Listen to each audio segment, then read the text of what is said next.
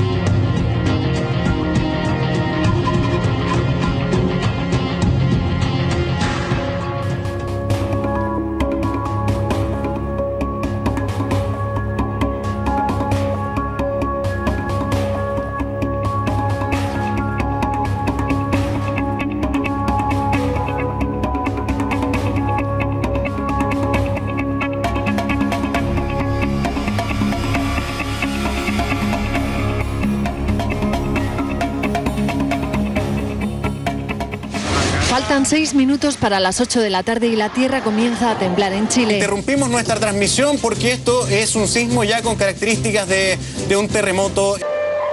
Más de 180 segundos de movimiento sísmico que sorprende a muchos ciudadanos en casa o volviendo a ella.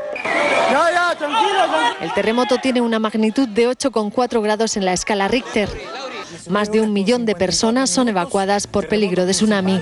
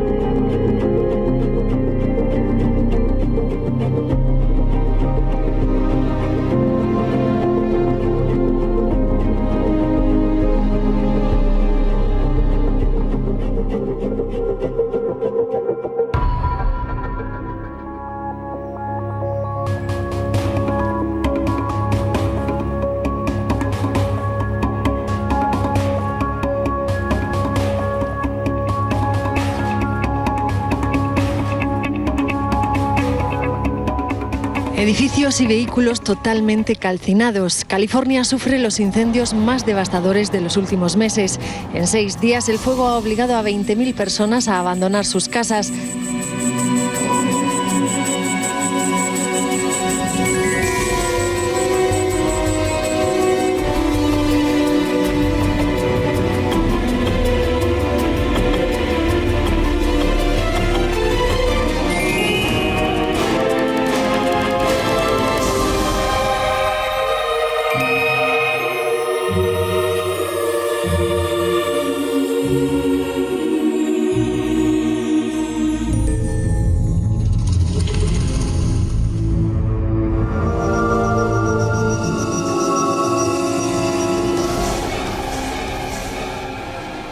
We sent CBS 13's Nick Janes to Reading to meet one of the leaders of the conspiracy theory.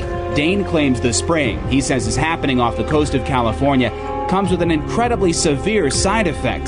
The heavy metal particles, he says, are blocking rainfall. You're talking about weather control. Yes, we are.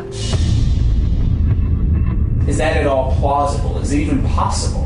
Not really. Climate engineering is the greatest single assault on the environment ever launched by humanity, without question. I would find it more likely, I'm not saying that it's happening, but it's more likely to me that there's like extraterrestrial visits to the Earth than there are things like this happening. Dane is used to skeptics. He once was one himself. Talk is cheap for those that haven't investigated.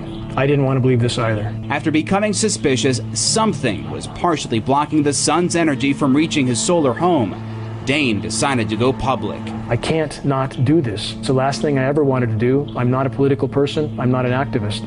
I'm simply a father that wants his children to have a future. His cause is gaining more attention. On this night in Reading, more than 1,000 people showed up from all over the country.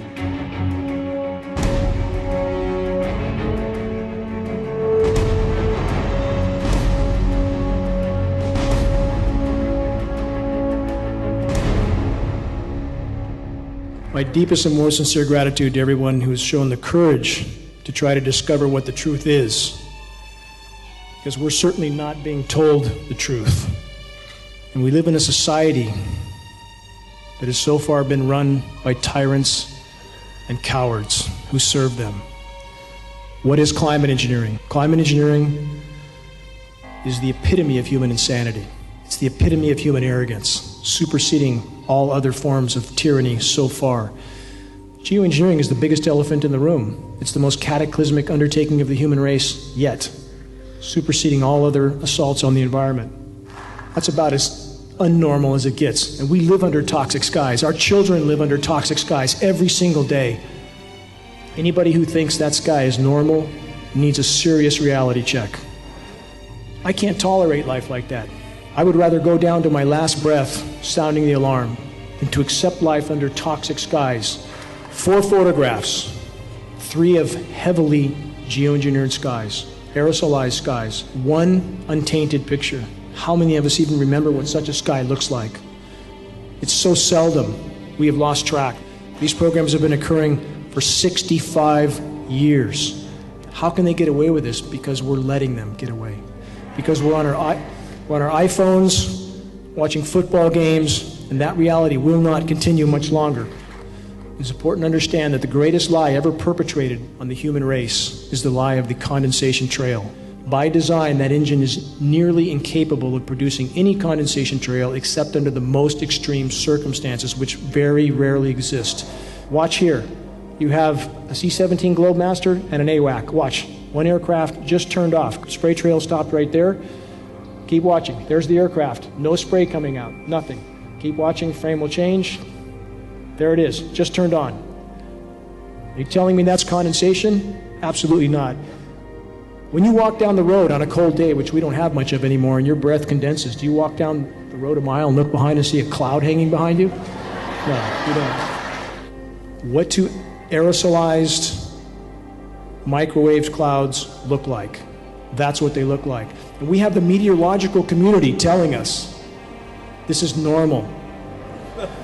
We have meteorologists now reading scripts. That's all they do. This is the society we live in. These clouds, as you see, are aerosolized with electrically conductive nanoparticulates that can be manipulated when exposed to radio frequencies that can cause them to repel each other. The whole ecosystem is dying right now. The marine ecosystem is dying right now. We have the largest red tides ever observed from Baja to Alaska. We have fisheries shut down. We've had 10 to 15,000 seals wash up on the shores dead. Whales threatened by metals in water, toxic metals, specifically aluminum. It's not just in the water, they're breathing it. This image is to make this point. You cannot hide from these programs. We are literally being herded off a cliff right now, every single one of us from every direction. We have to check our reality. We have to make our voices heard. The bees are collapsing.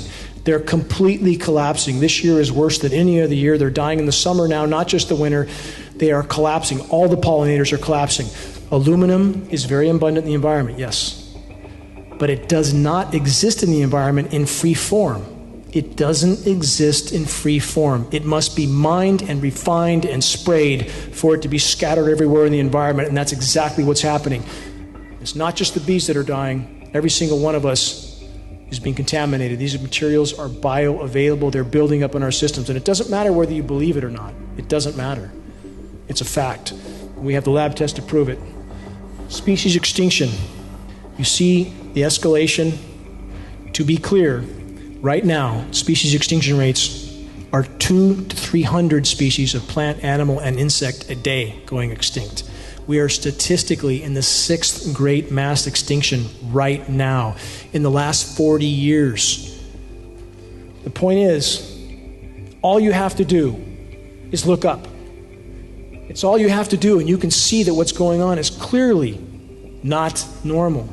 We can bring this issue to light, and all we have to do is put a crack in the dam. That's all. We don't have to dismantle the dam. All we have to do is put a crack in it, and they will not be able to stop the flow.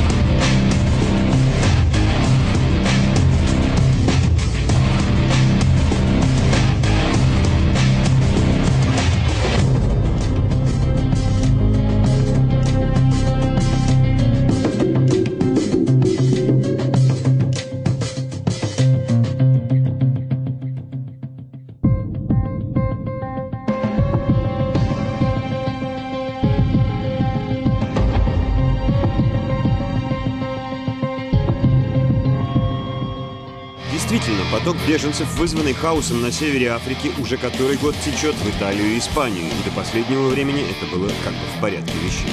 Несчастные, бежавшие от нескончаемой войны в Сирии и Ираке, до сих пор концентрировались в лагерях беженцев в соседних странах, включая Турцию. Но и эти бедолаги еще недавно интересовали лишь специалистов. И вдруг словно прорвало. Поток мигрантов в течение месяцев вырос в разы, а их еще недавно спонтанные перемещения оказались вполне упорядоченными, дорогостоящими и широко распиаренными. Проблема беженцев не возникла вдруг ниоткуда. Это просто один из, скажем так, последовательных этапов программы правительства Соединенных Штатов Америки по дестабилизации политической ситуации как на Ближнем Востоке, так и на европейском континенте. Цель дестабилизации политической ситуации американцев в европейском континенте – это просто поставить полную зависимость весь европейский континент, Европейский Союз от политической воли Соединенных Штатов Америки. Это надо совершенно четко понять. И правда странно, что до сих пор ни один из лидеров единой Европы ни словом не обмолвился о причинах происходящего. Засуха, упрямство Асада в Сирии, кровожадность исламского государства в Ираке – все что угодно, кроме признания собственной слепоты. Их комплекс вины, прикрытый чудовищной фотографией утонувшего ребенка, взывает теперь к коллективной совести европейцев, ни словом не обмолвившись при этом о десятках тысяч детских жизней, унесенных войнами, развязанными или благословленными ими за последние 2 десятилетия. Если мы посмотрим на ситуацию вокруг Европы, то увидим, что 12 лет спустя, после того, как американцы принесли в Ирак демократию на своих штыках, мы имеем миллионы потенциальных иммигрантов оттуда. То же самое с Сирией. За 3 года войны, которую среди прочих подстрекают и власти нескольких стран Евросоюза, у нас появились еще миллионы, не говоря уже о Ливии. Другими словами, мы прежде всего должны перестать подстрекать войну. Хотите решить вопрос мигрантов, взламывающих сейчас Европу со стороны Балкан? Остановите войну в Сирии. Мы же сами провоцируем это миграционное цунами, а потом жалуемся. Где же логика? Нелегальная миграция идет сейчас по 4 основным направлениям. Сенегал, Мавритания, Западная Сахара и Марокко формируют поток через Испанию. Конечная цель этих выходцев из бывших французских колоний, естественно, Франция. Туда же устремились граждане Алжира, Туниса и Ливии, плывущие через Средиземное море к берегам Италии и Греции. Последним ударом для Европы стал новый маршрут. Не менее трети сегодняшних мигрантов двинулась через Сирию и Турцию, в Грецию и далее через Балканы в Германию. Действительно, первый же удар миграционной волны поднял на поверхность все глубинные противоречия внутри Евросоюза. Помимо финансово-экономических проблем, миграционный кризис неизбежно обострит многочисленные социальные, этнические, культурные и религиозные внутренние разногласия. Прежде всего с исламом, приверженцы которого с каждым годом становятся все более влиятельной силой во многих европейских странах. Все прекрасно понимают, что если финансовый кризис сильно накренил Европу влево, то бездумный прием на борт миллионов мигрантов неизбежно качнет ее вправо.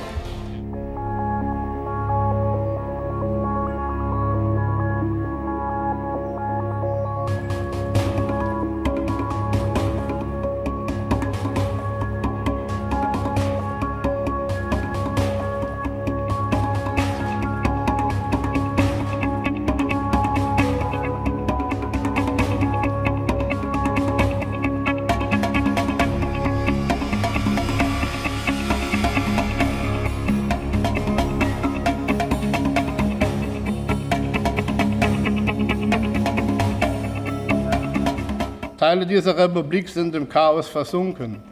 Dies wird teilweise in den Medien noch nicht dargestellt. Diese Republik ist zurzeit relativ handlungsunfähig. Die Verwaltungen sind beschäftigt, Tag und Nacht zu improvisieren und zu arbeiten.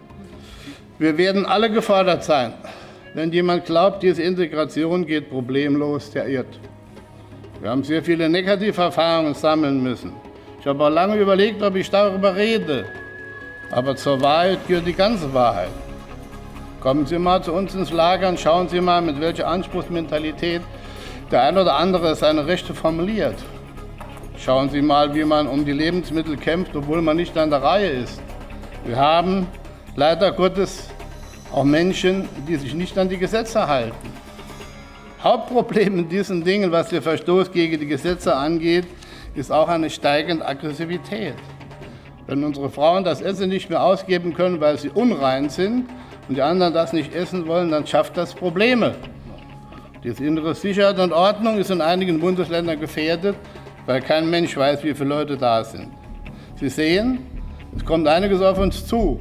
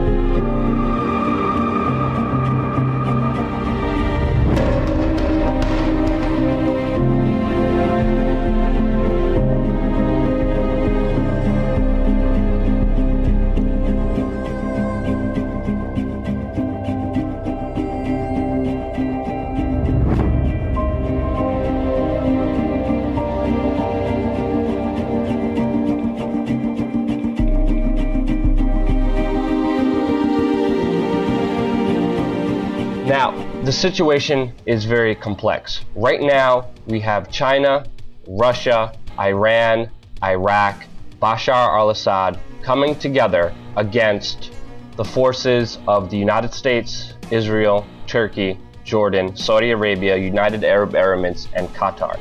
As we know from the previous history, fighting ISIS has not been the US's goal. Ever since 2006, according to leaked WikiLeaks documents, the US was planning to overthrow Assad. Now, Assad stood in the way of a pipeline that Saudi Arabia was planning to build that would undercut Russia and provide oil to Europe. That's why he was seen as an enemy way before ISIS. ISIS was supported, just like the rebels in Libya were supported to overthrow Gaddafi. The US and NATO said that they wanted to spread democracy and freedom in Libya. They bombed that country like we are bombing Syria, and now the country is in turmoil. It is destroyed. There's no democracy. There's no more freedom. The US did the same strategy by funding and supporting Syrian rebels. They called them the freedom fighters. Meanwhile, it turned out that they were ISIS. Turkey, Saudi Arabia are buying up oil that ISIS took control of in Syria. They're buying it for cheap. Where are the US sanctions? They put sanctions on Iran. They put sanctions on Russia. But they do not put sanctions on the very people buying, giving ISIS almost millions and millions of dollars every single day, financing their operations. The US was supposed to be bombing ISIS, as we've heard in the news, but they are even refusing to buy training camps that are turning out thousands of fighters a month. Because the US does not want to defeat ISIS, the US wants to defeat Assad because he's standing in their way. You see John McCain here, who visited Syria, was standing behind these so-called freedom fighters. They all turned out to be ISIS. All the arms and all the trainings are going towards radical Islamists, al-Nusra and ISIS. And that's why Russia is now stepping in saying, no, we're really gonna bomb this. Now, the United States is saying that Russia is destabilizing Syria. Meanwhile, it was the United States funding and training rebels with Turkey, Israel, Saudi Arabia, Qatar, United Arab Emirates, who have done so in the beginning. We see these global forces facing off against each other with this very important prized geopolitical territory known as Syria. But to stop it, we have to be informed about what is really happening and the true history of it, because the mainstream media is sending a lot of propaganda, not dealing with the whole picture.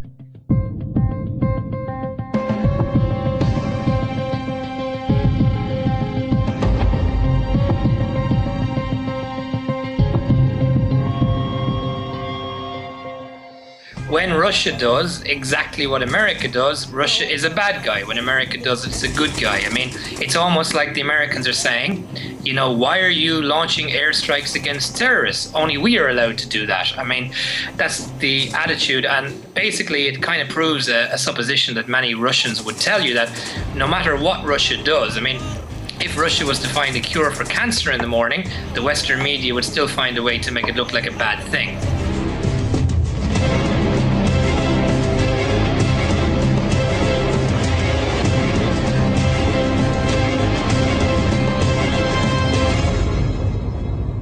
The United States saying Russia may be targeting Syrian opposition fighters and not ISIS.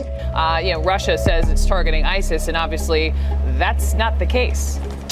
Again, I want to be careful about confirming information, but it does appear that they were in areas where there probably were not ISIL forces. The target the Russians more likely were going after? Opposition forces. The U.S. Defense Secretary says the strikes actually hit areas held by moderate rebels. I think you're asking about the possibility that the Russian airstrikes may have hit civilians. I cannot confirm that.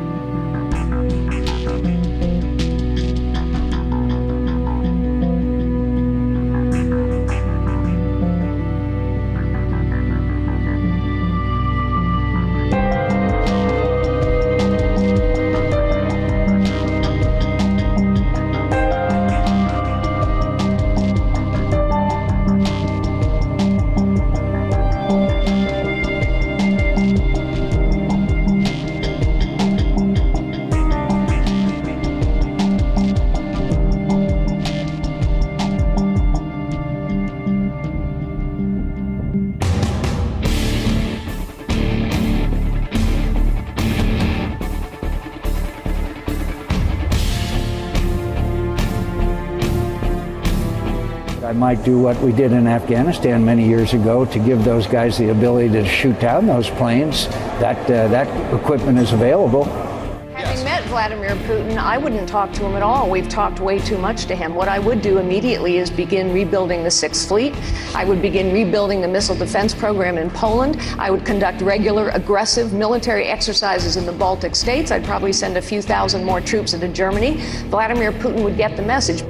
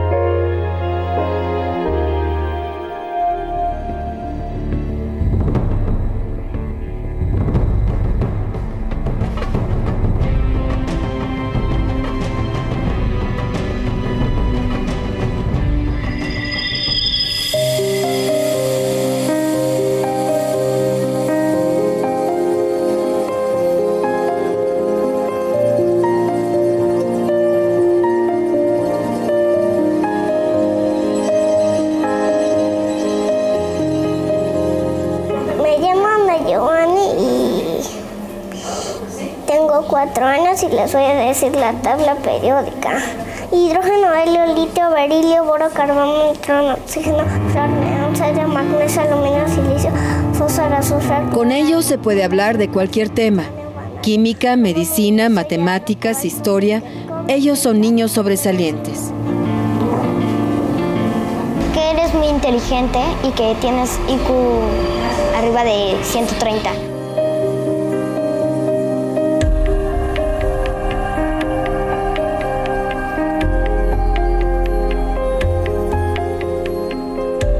So you're in year 8. How is school going for you? Do you think you may? Is it too easy for you as well? Do you think you might have to skip a grade or two?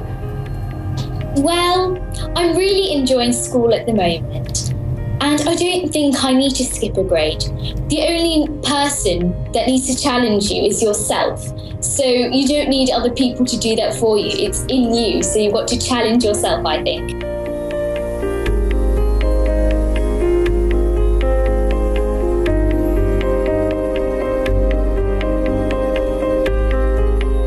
Un día en una clase, aparte de la primaria, me mostraron un elemento químico, entonces empecé a tomar los libros de mis papás y mis tíos. Ahí ya fue en donde ya me fue gustando más.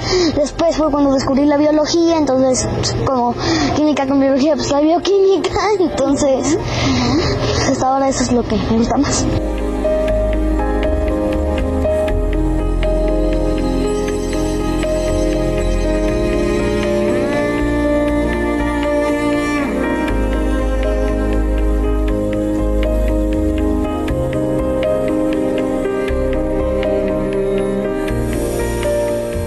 eres la niña psicóloga más joven del mundo y quería preguntarte cómo te sientes. Bueno, sí me siento muy feliz porque siento que de esta manera tengo más tiempo para todavía prepararme más, porque muchos piensan que ya que acabé mi licenciatura voy a trabajar, pero no es cierto. Yo voy a seguir preparándome para en un futuro ya empezar a trabajar. Y por eso estoy muy feliz, porque así tengo tiempo para hacer, bueno, yo apliqué una maestría, la cual ya voy a empezar, y un doctorado, luego quiero aplicar para un doctorado y luego tal vez otra carrera. Hasta que... No paras. Yo creo que es que en los niños sobredotados tenemos un gran interés por cosas nuevas, entonces no queremos parar de estudiar. Y también yo creo que, bueno, toda la vida hay algo nuevo que aprender. ¿Pero tú tienes algún recuerdo de ti misma sintiéndote diferente o especial? Bueno, muchos niños se dan cuenta cuando ven que son diferentes porque les hacen bullying, no los rechazan y los aíslan, entonces ahí es cuando muchos niños se dan cuenta que algo les pasa con ellos. Pero como yo nunca estuve en un sistema escolarizado, no sufriste eso. No. Tienes 13 años y aparte de ser psicóloga, aparte practicas taekwondo, estás aprendiendo chino, mandarín, hablas varios idiomas, entre ellos latín, cosa que me ha llamado mucho la atención. Pintas al óleo, insisto, ¿el día tiene más horas para una niña de 13 años? ¿O cómo lo haces? ¿De dónde sacas el tiempo? Bueno, no tiene más horas, porque me duermo a las 10 y me despierto a las 7, entonces no es mucho tiempo el que tengo, pero lo clave está en organizar actividades. Es que muchos piensan que estoy encerrada estudiando. Tengo amigas y platico, jugamos. Pero a nivel personal, ¿cómo te definirías a ti misma? Bueno, yo creo que una persona muy estable, con una familia muy bonita y feliz. Feliz. Sí.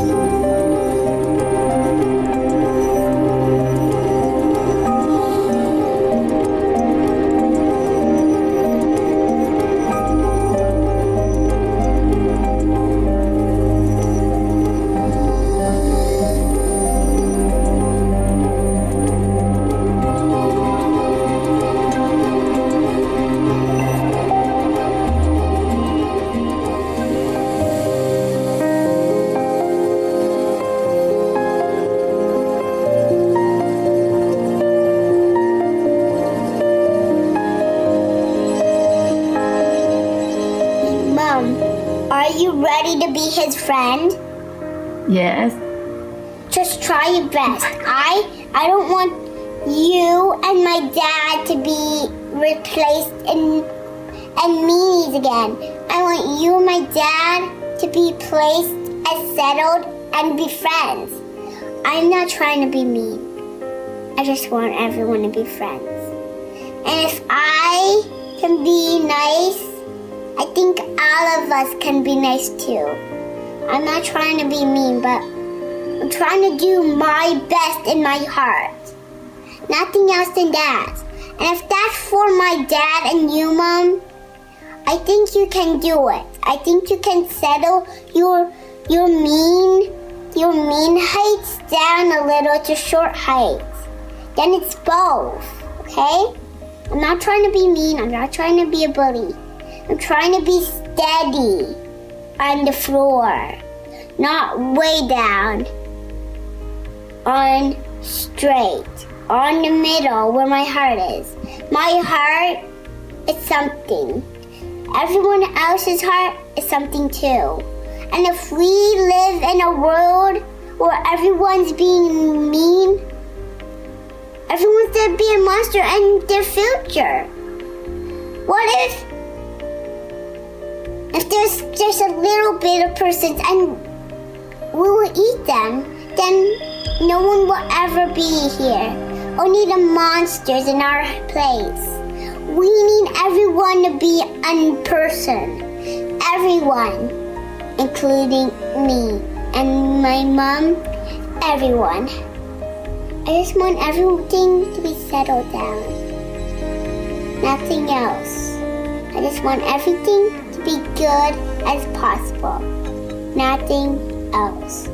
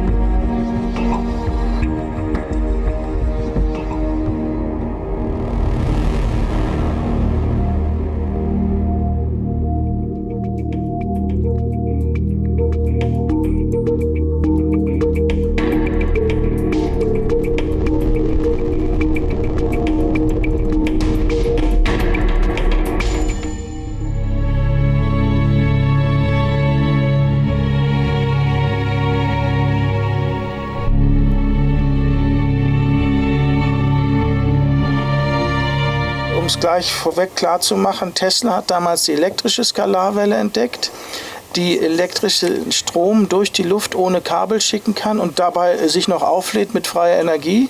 Das ist auch der Hauptgrund, weswegen die Skalarwelle dann unterdrückt worden ist. Weil sie eine Energierevolution nach sich gezogen hätte. Genau. Und dann eben, das auch noch schneller als Licht gegangen ist. Und das darf ja schon mal gar nicht sein. Es gibt Sachen, die schneller als Licht sind. Und zwar sehr viele, unter anderem Skalarwellen. Die große Entdeckung von Professor Meil war dann vor über 20 Jahren, es gibt nicht nur die elektrische Skalarwelle, die Tesla entdeckt hat und vorgeführt hat, sondern auch die magnetische Skalarwelle, die sich in Richtung des magnetischen Feldzeigers ausbreitet. Und das ist die biologisch relevant ist, die wir in unserem Körper benutzen. Die ganze Zellkommunikation arbeitet damit. Was wirklich passiert, ist, über Lichtgeschwindigkeit korrespondieren die Zellen miteinander und geben Information und Energie weiter. Und deshalb hat man dann angefangen, andere technische Wege zu beschreiten und sich in unser Gehirn mit Strahlen einzuklinken. Die Leute, die Mind Control machen, müssen sich an unseren Biocomputer anpassen. Die haben natürlich schon lange herausgefunden, dass er mit magnetischen Skalarwellen arbeitet. Deshalb müssen die das auch tun, sonst könnten sie keine Ergebnisse erzielen. Und da nicht so viele Menschen da sind, um 7 Milliarden zu steuern, müssen sie es über Computer laufen lassen. Also kann man Computer programmieren, magnetische Skalarwellen zu senden zu Menschen, um da dann alles Mögliche zu beeinflussen. Und zwar ist es nicht nur im Gehirn, dass man Gedanken lesen kann, Gedanken beeinflussen kann, auf einmal den Willen ändert, dass man eine andere Partei wählt, als man eigentlich wollte und so weiter, ohne dass man merkt, dass man beeinflusst ist. Man kann auch ans Erinnerungsvermögen ran, Erinnerungen auslöschen, falsche Erinnerungen einpflanzen und man kann auch an den Rest des Körpers ran. Man kann also Krebs erzeugen, alle Krankheiten, die man will. Und man kann auch zum Beispiel jemanden das Geschlecht wechseln lassen, dass er auf einmal da ganz anders denkt oder die Religion wechseln. Ich kenne mehrere Opfer, die auf einmal zum Islam übergetreten sind. Das ist alles durch Mind Control gemacht. Ja.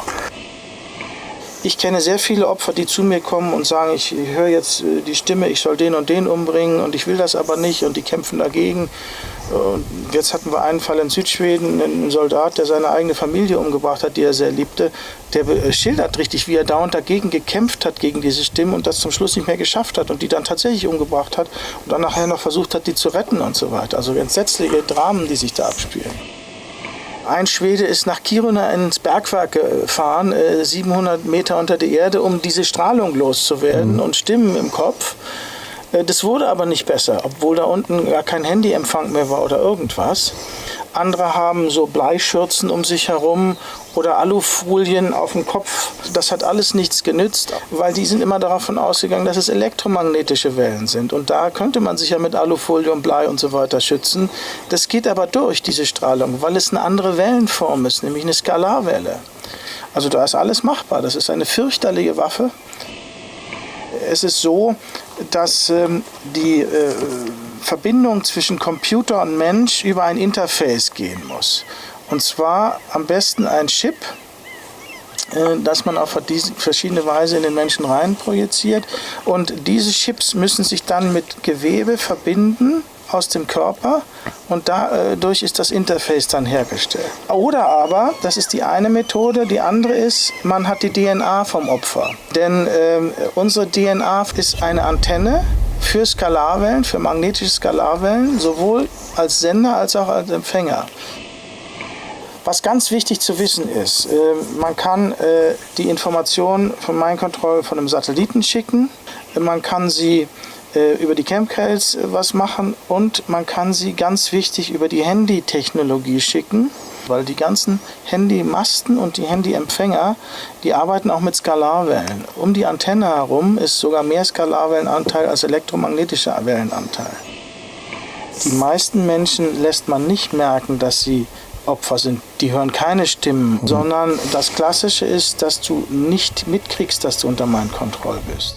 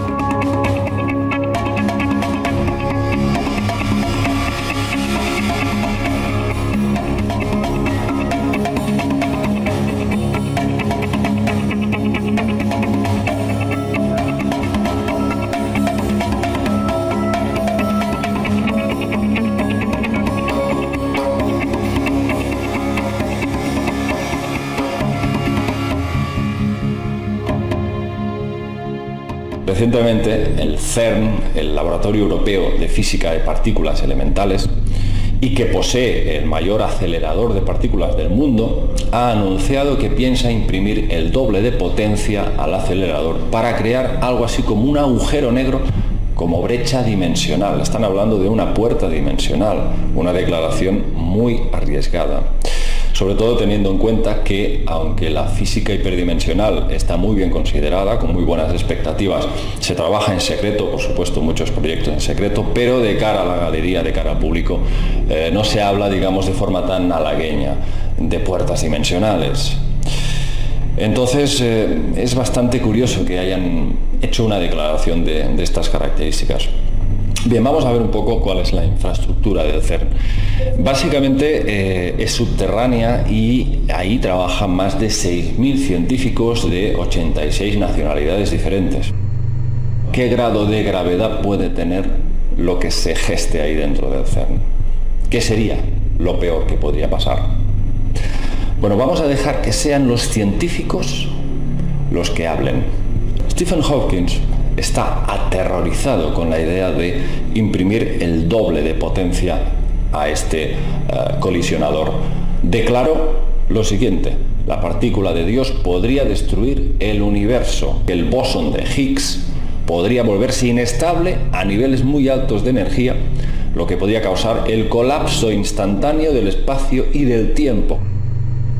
Otro físico, Neil deGrasse Tyson, afirma que este experimento de aceleración de partículas podría hacer estallar el planeta. ¿Quién detiene eso? La antimateria, lógicamente, absorbería completamente todo. Y probablemente en tiempo récord. Hablamos de minutos quizás o hablamos de segundos.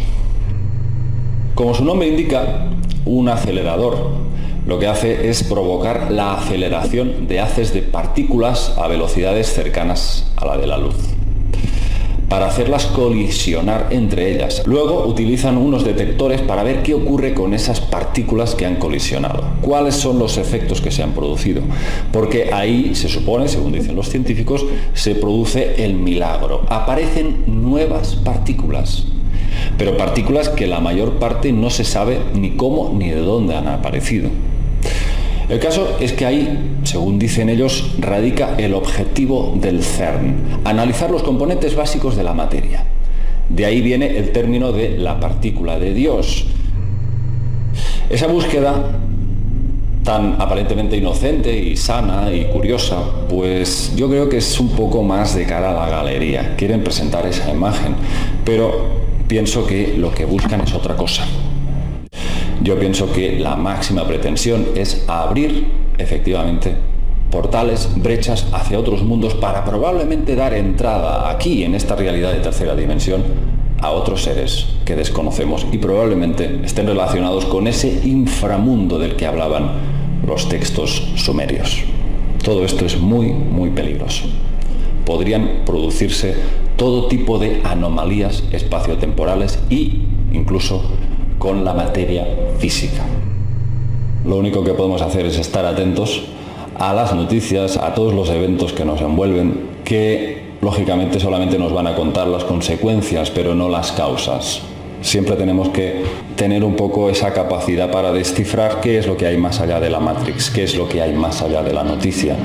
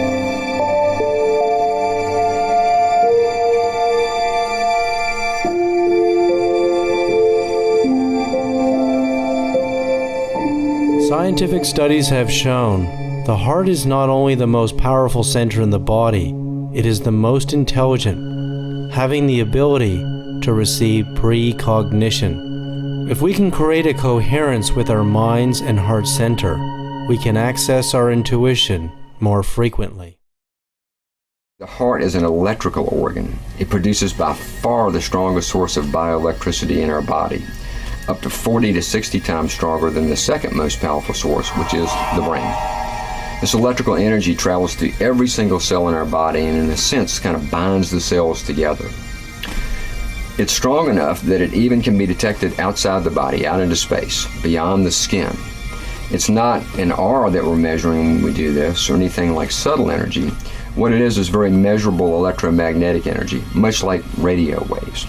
And what we found is that the heart produces an electromagnetic field that surrounds our entire body in 360 degrees. And then it can be detected about 3 to 4 feet with magnetometers outside the body. Researchers at the Menninger Clinic in Kansas say they've detected it 10 to 12 feet. So regardless of how far it goes, what's interesting is that we produce this electromagnetic field that can be detected, that can be measured with sensitive mainstream medical equipment. One of the interesting studies that was done here at the Institute of Heart Math with our chief researcher, Dr. Roland McCready, was a study on intuition, on the intuitive response.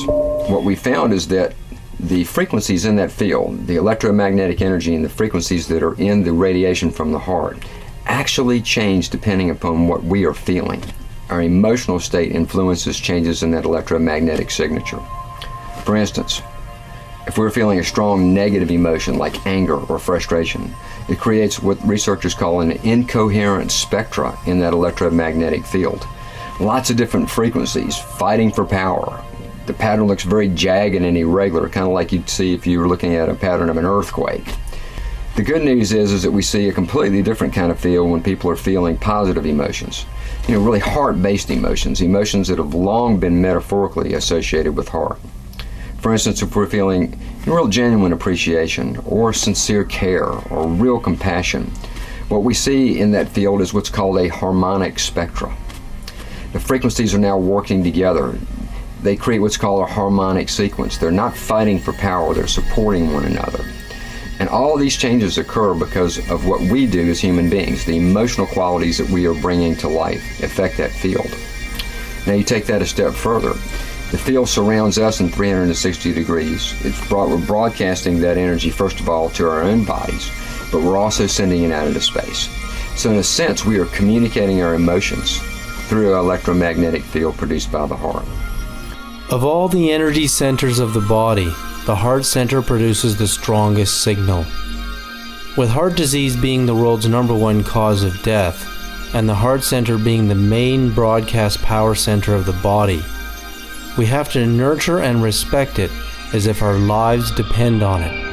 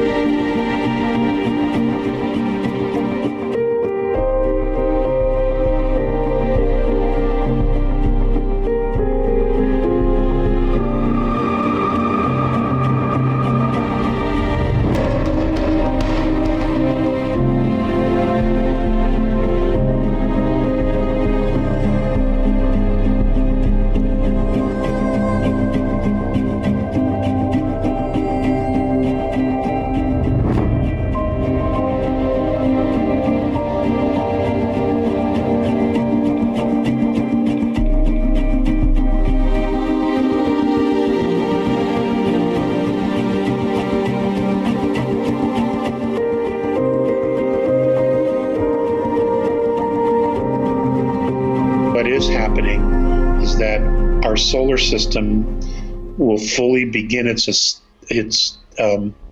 descent into the plasma field, the equatorial region of our galaxy.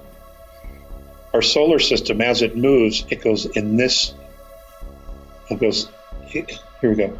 It goes up and it goes down and it goes up. It travels this way, okay?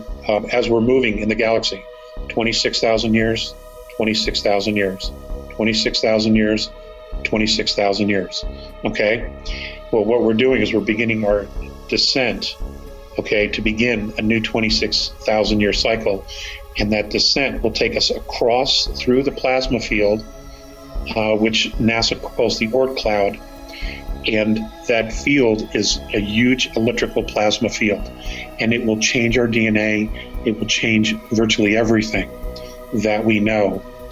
And what happens is once we cross that actual plane, we move into a different harmonic, a feminine harmonic, where humanity will begin to rebuild itself and regenerate and recreate itself in a safe environment, okay? Because that harmonic, that frequency is not about war, it's about compassion. And we're leaving the male dominant in the northern side of the galaxy. We're leaving the war behind, and those who can't let that energy go, you know, that control, that dominance, a lot of them, whether they're male or female, won't make it. They will check out.